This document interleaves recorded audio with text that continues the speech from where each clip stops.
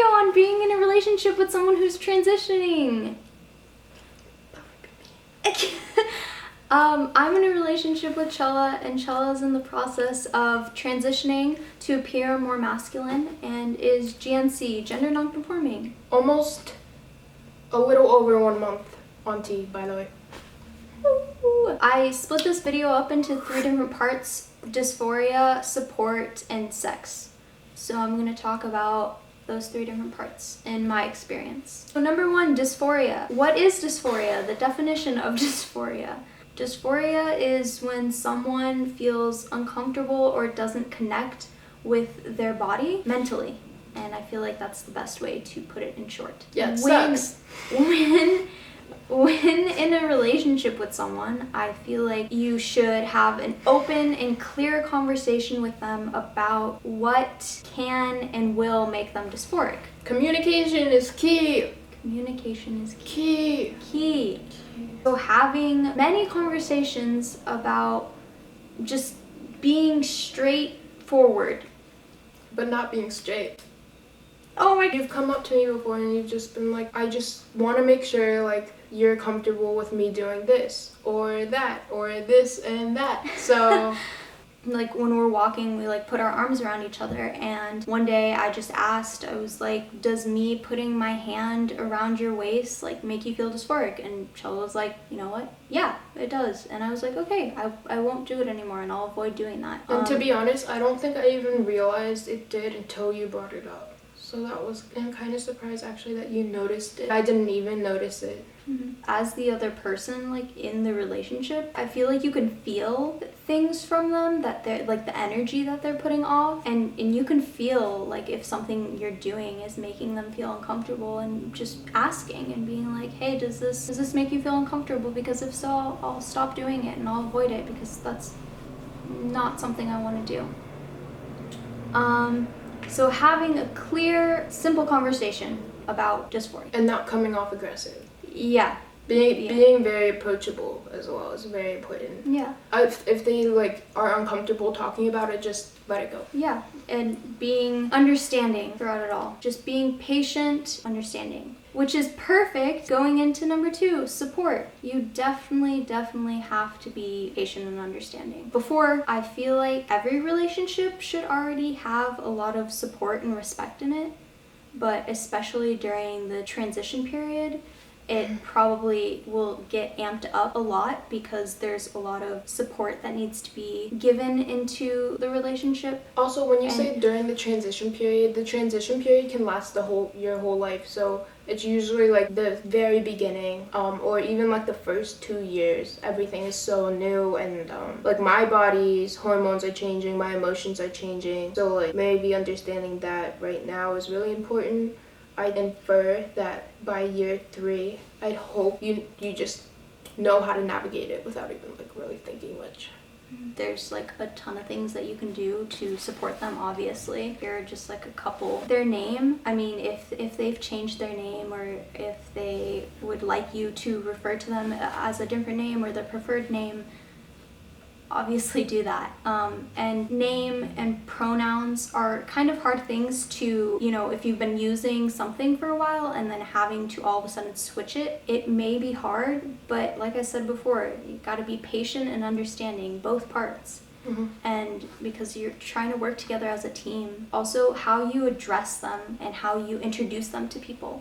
Asking them, like, how would you like me to introduce you to my friends or to my family or to strangers that we meet? If they can't give you an answer, then that's fine too. Being patient. Important. And there's a lot of different ways to address people. There's girlfriend, boyfriend, but those are in the binary, so I know a lot of GNC people use partner. There is spouse, but I feel like that is for marriage. I don't know. Yeah. But yeah, make up your own word for all you want.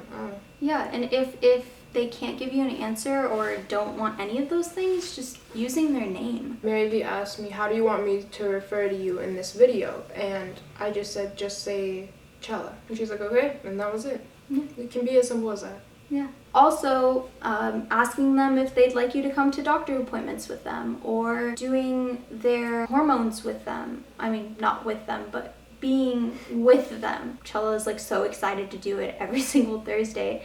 So sometimes we'll like be up at like 2 in the morning and technically it's Thursday. Yeah, I feel like that's how every person transitioning is in the beginning. You just, once it's your T day or estrogen day, it is that day. Chella does it like in our like living room area and just like sets up everything, and I just sit with Chella like why they do it. It's as simple as that. If they feel comfortable with you being there while you're doing it. Yeah, I agree with everything you said. Sometimes when I have my binder on, I just really want to keep it on no matter what the weather is. It could be super hot and like my chest could be hurting, or let's say like we had to rush somewhere and I'm like breathing heavily, but I can't really breathe because the binder is just binding my chest down so hard. And occasionally or usually if MaryV sees that I'm like very clearly in pain, she suggests to take a break from it, and she helps me find a bathroom. That means a lot to me because sometimes your dysphoria can cloud what is right for you. Her reminding me to think about my own health, my own physical health, is really important, and it helps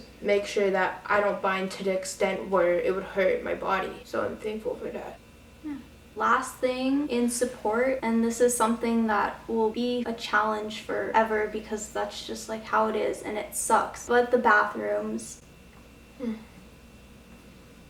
But I think the best thing that you can do is just being like, if you have to go to the bathroom, you have to go, and I will do anything and everything that I can do to either find you a gender neutral bathroom or like accompany you to the bathroom. And I mean, like, you don't even like, obviously the person in transition can do that themselves, but like it's just nice to hear that you have someone to support. And like I can always navigate finding a bathroom or figuring out how to go to the bathroom, but like for her to tell me that, it's just like, it just reminds me like how much I am supported in that moment where I probably need it more than usual. Okay, and the last thing is sex. Within sex, I feel like dysphoria comes in with that, and I mean, while having sex, your partner could feel dysphoric, and because there's usually not many articles of clothing on, and your body becomes very prominent during sex. Dysphoria usually. Before having sex with someone who is transitioning, there's a spider. Yeah, I know, I saw it. I didn't tell you though, because I thought I'd freak you out. Let's see it. Okay. Small. Before having sex with someone who's transitioning, having a conversation about what could make them dysphoric during sex, or what makes them uncomfortable with their body, and you and them navigating that together. Yeah, there are certain areas to just go around, but also, who knows, it's different for everyone. Mm-hmm. So it's a conversation you just kind of have to have if you want to have a healthy, good sex. Yeah. Yeah. Mm-hmm. Yeah. Support and love who you're in a relationship with, of course. I love you, Chella. I love you.